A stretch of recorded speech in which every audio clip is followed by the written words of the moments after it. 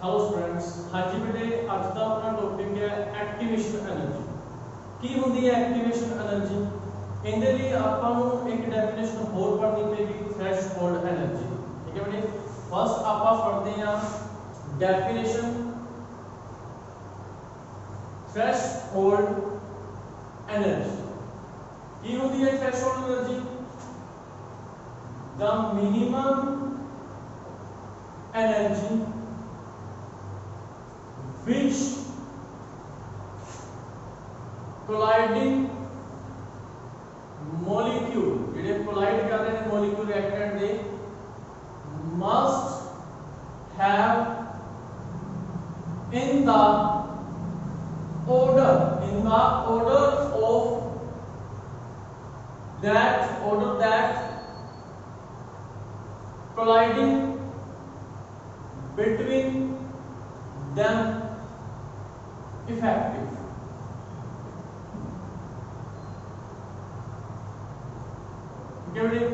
मतलब ਉਹ એનર્ਜੀ ਜਿਹਦੇ ਨਾਲ ਜਿਹੜੇ ਰਿਐਕਟੈਂਟ ਦੇ ਮੋਲੀਕਿਊਲ ਹੁੰਦੇ ਆ ਉਹ ਆਪਸ ਦੇ ਵਿੱਚ ਕੋਲਾਈਡ ਈਜ਼ੀਲੀ ਕਰ ਸਕਣ, मतलब ਉਹਨਾਂ ਦੀ ਜਿਹੜੀ ਕੋਲੀਜਨ ਹੈ ਕੋਲਾਈਡਿੰਗ ਹੈ ਉਹ ਕੀ ਉਸੇ ਇਫੈਕਟਿਵ ਹੋ ਸਕੇ, मतलब ਉਹ ਕੋਲਾਈਡ ਕਰਕੇ ਕੀ ਬਣਾ ਸਕਣ ਪ੍ਰੋਡਕਟ।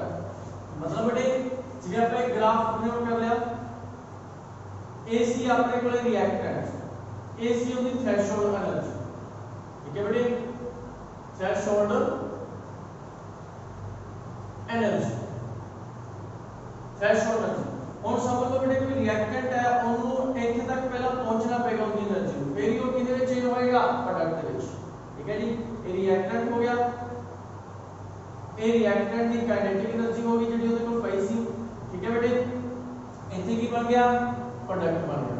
ਜਿੰਨਾ ਤੱਕ ਇਹ ਰਿਐਕਟੈਂਟ ਇਸ એનર્ਜੀ ਨੂੰ ਰੀਚ ਨਹੀਂ ਕਰਦਾ ਇਸ એનર્ਜੀ ਨੂੰ, ਉਹਨਾਂ ਤੱਕ ਇਹ ਪ੍ਰੋਡਕਟ ਦੇ ਵਿੱਚ ਚੇਂਜ ਨਹੀਂ ਹੋਏਗਾ। ਤੇ ਇਸ એનર્ਜੀ ਨੂੰ ਕੀ ਬੋਲਿਆ ਜਾਂਦਾ ਹੈ ਥ੍ਰੈਸ਼ਹੋਲਡ એનર્ਜੀ। ਇਸ એનર્ਜੀ ਤੇ ਪਹੁੰਚ ਕੇ ਹੀ ਰਿਐਕਟੈਂਟ ਮੋਲੀਕਿਊਲਸ ਦੇ ਜਿਹੜੇ ਆਪਣੇ ਕੋਲੇ ਮੋਲੀਕਿਊਲ ਨੇ ਉਹ ਆਪਸ ਦੇ ਵਿੱਚ ਕੀ ਹੋਣਗੇ ਇਫੈਕਟਿਵ ਕੋਲੀਜਨ ਹੋਏਗਾ ਉਹਨਾਂ ਦਾ। ਠੀਕ ਹੈ ਬੇਟੇ, ਇਹ ਸੀ ਆਪਣੇ ਕੋਲ ਥ੍ਰੈਸ਼ਹੋਲਡ એનર્ਜੀ ਦਾ। ਫਿਰ ਇਹਦੇ ਵਿੱਚ ਹੀ ਆ ਜਾਂਦਾ ਬੇਟੇ ਆਪਣੇ ਕੋਲੇ ਐਕਟੀਵੇਸ਼ਨ એનર્ਜੀ। ਐਕਟੀਵੇਸ਼ਨ એનર્ਜੀ ਦੇਖੋ ਬੇਟੇ, ਇੱਥੋਂ ਲੈ ਕੇ ਇੱਥੇ ਤੱਕ ਉਹਦੇ ਕੋਲ ਆਪਦੀ એનર્ਜੀ ਪਈ ਸੀ ਕਾਈਨੈਟਿਕ એનર્ਜੀ, ਬਟ ਇੱਥੋਂ ਲੈ ਕੇ ਇੱਥੇ ਤੱਕ ਜਿਹੜੀ એનર્ਜੀ ਨੂੰ ਆਪਾਂ ਪ੍ਰੋਵਾਈਡ ਕਰਾਵਾਂਗੇ ਇਹਨੂੰ ਬੋਲ ਦਿੰਦੇ ਆ ਐਕਟੀਵੇਸ਼ਨ એનર્ਜੀ। ਕੀ ਬੋਲਦੇ ਨੇ ਇਹਨੂੰ ਆਪਾਂ ਐਕਟੀਵੇਸ਼ਨ એનર્ਜੀ EA। ਹਾਂਜੀ ਬੇਟੇ, ਕੀ ਹੋਏਗੀ activation energy? The minimum amount of energy, the minimum amount of energy which absorbed by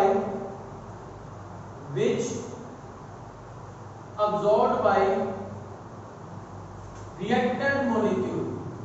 ਇਹਨਾਂ द्वारा absorb ਕੀਤੀ ਜਾਏਗੀ ਬੇਟੇ reactant ਦੇ molecules द्वारा, reactant molecule।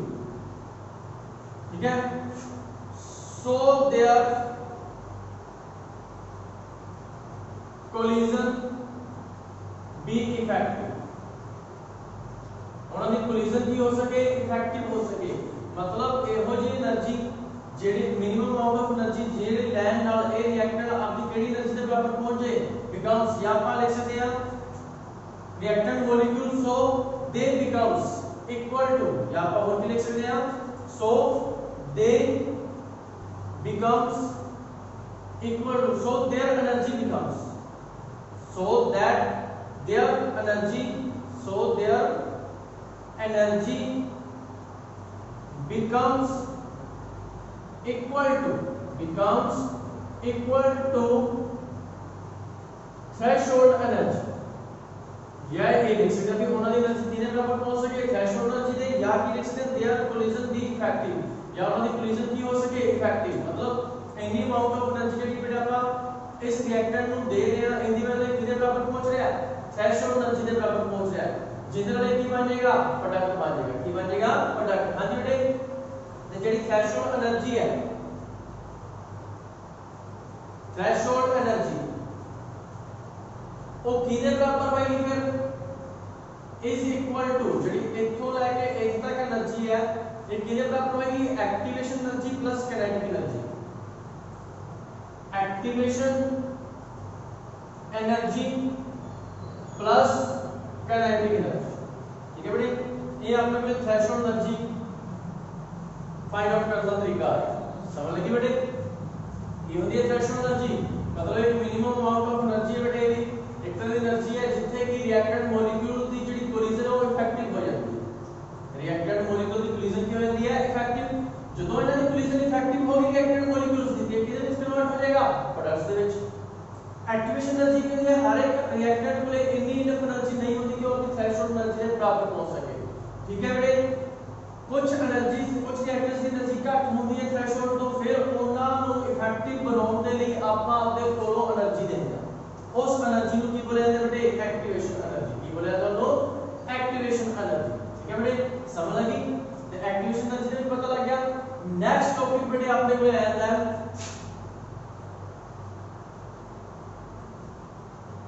अर्नियस इक्वेशन। मतलब एक आप कह सकते हैं भी टेंपरेचर का की इफेक्ट पैदा है रेट ऑफ रिएक्शन पे। ये तो आप बेटे स्टार्टिंग से पढ़ते आ रहे हैं, फर्स्ट में भी पढ़िया, 9th से पढ़ते हैं, 10th से पढ़ते हैं भी जे किसी भी रिएक्शन का ਆਪਾਂ जे टेंपरेचर डबल कर देंगे, टेंपरेचर 10 डिग्री राइज कर देंगे तो उनका रेट की हो जाएगा? डबल हो जाता है। ठीक है बेटे?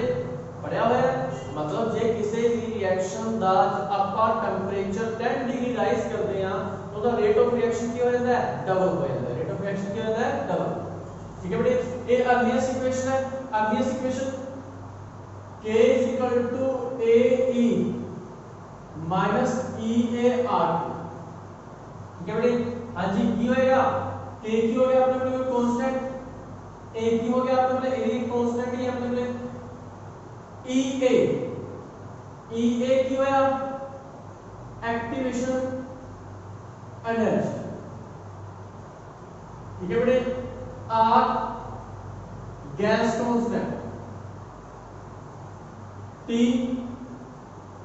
Temperature in kelvin. ठीक है बेटे?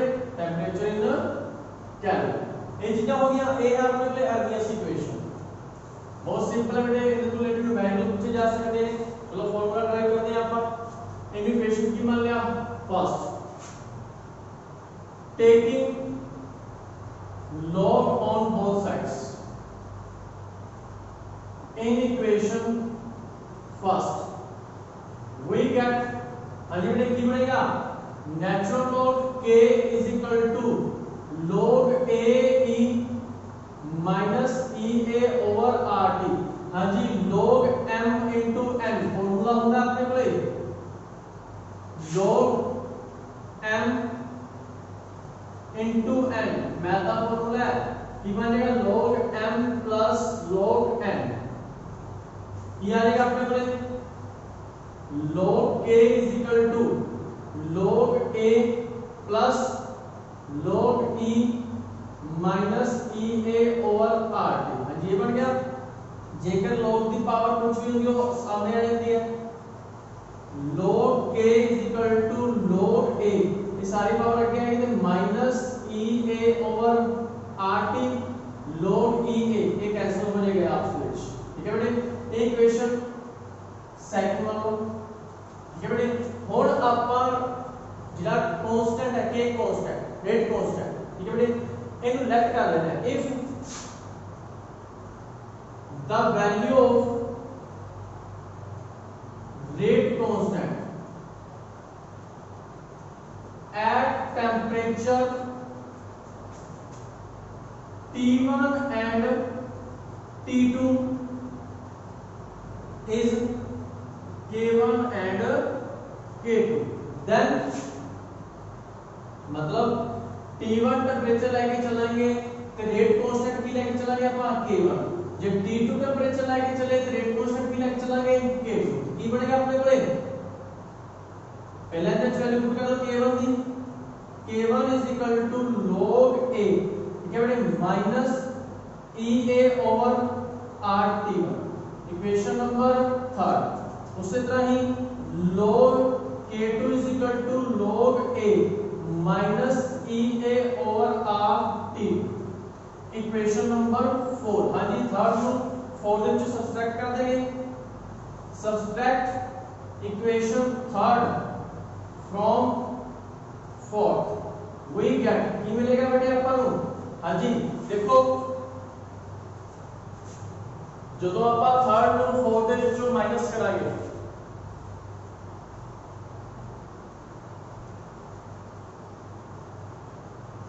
क्या आएगा बेटे log k2 minus log k1 is equal to log a minus ea over r t2 minus log a minus minus क्योंकि इसमें माइनस का में माइनस का कितना हो जाएगा प्लस का ea over r t1 लोगे ना लोगे कैंसिल हां जी अभी तो सेम फार्मूला आ गया ਜਦੋਂ log m minus log n ਹੁੰਦਾ ਹੈ तो ਉਹਨੂੰ ਆਪਾਂ log m over n ਲਿਖ ਸਕਦੇ ਹਾਂ ਠੀਕ ਹੈ ਬੇਟੇ ਉਹ ਪਲੱਸ ਦੀ ਵੈਲਿਊ ਹੈ ਅੱਗੇ ਆ ਜਾਏਗੀ ea over r t1 minus ea over r t2 ਕੀ ਬਣੇਗਾ ਇਹ ਚੀਜ਼ ਹਾਂਜੀ ਬੇਟੇ ਇਹਦੇ ਵਿੱਚੋਂ ਕੀ ਕਾਮਨ ਆ ਰਿਹਾ ਹੈ ea over r ਕਾਮਨ ਆ ਰਿਹਾ ਹੈ 1 over t1 plus 1 over t2 अंदर आ जाएगा LCM low log k2 over k1 is equal to ea over r LCM में क्या बनेगा t1 t2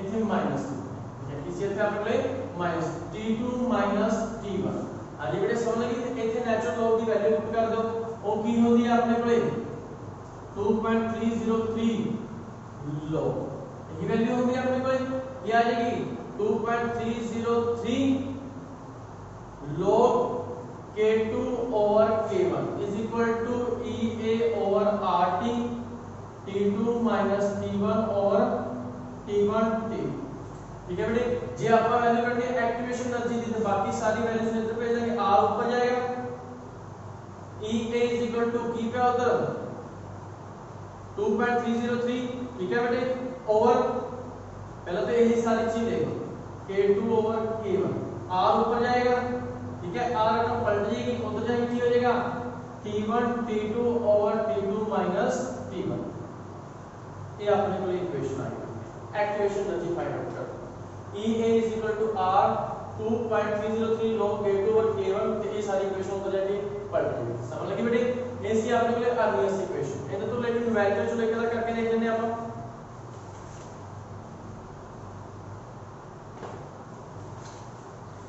क्या बेटे या सिंपल ਤੁਸੀਂ ਇਹਦੀ ਇਕੁਏਸ਼ਨਸ ਕੀ ਰੱਖ ਸਕਦੇ ਹੋ ਇਹੀ ਸੇਮ ਰੱਖ ਸਕਦੇ ਹੋ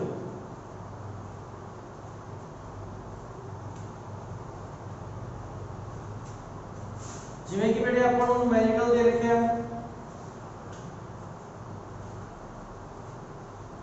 ਨੂਮੈਰੀਕਲ ਇੱਕ ਕਰਕੇ ਦੇਖ ਲੈਣਾ ਕੋਈ ਵੀ ਇਹਦੇ ਤੋਂ ਰਿਲੇਟਡ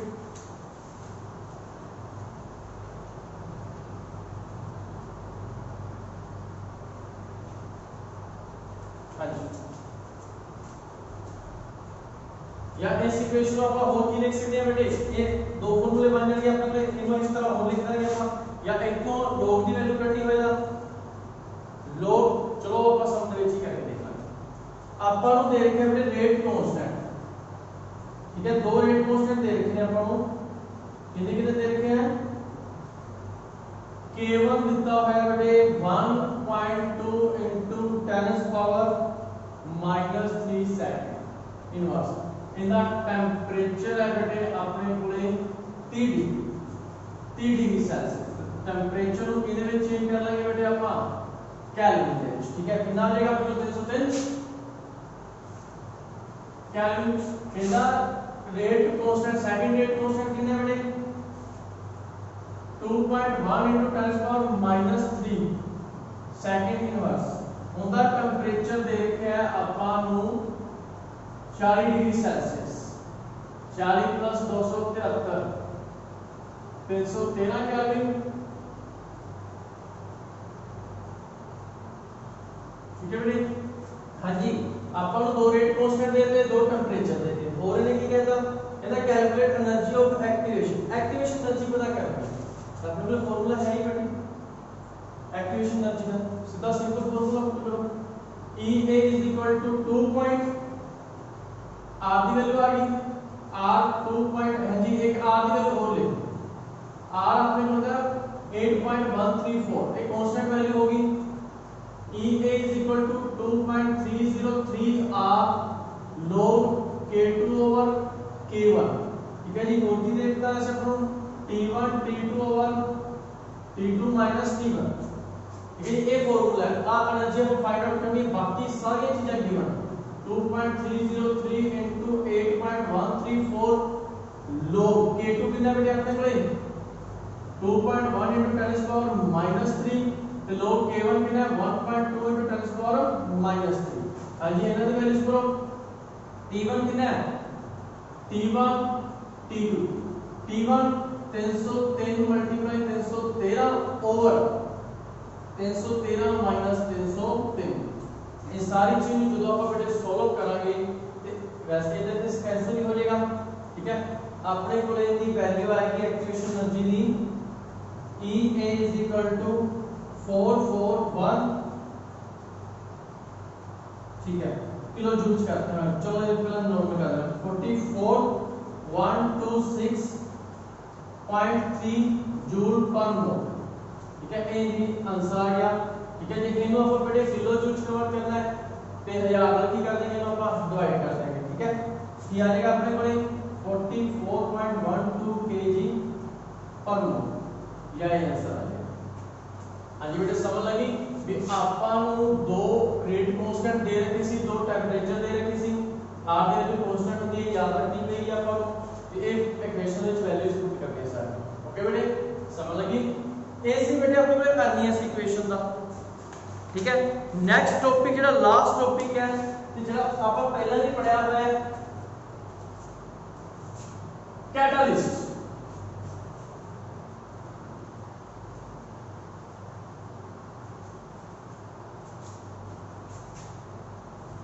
हाँ जी, कैटलिस्ट की होता है अपने कोले कैटलिस्ट कोई सब्सटेंस होंगे ने chemical substance a substance which increase the rate of reaction without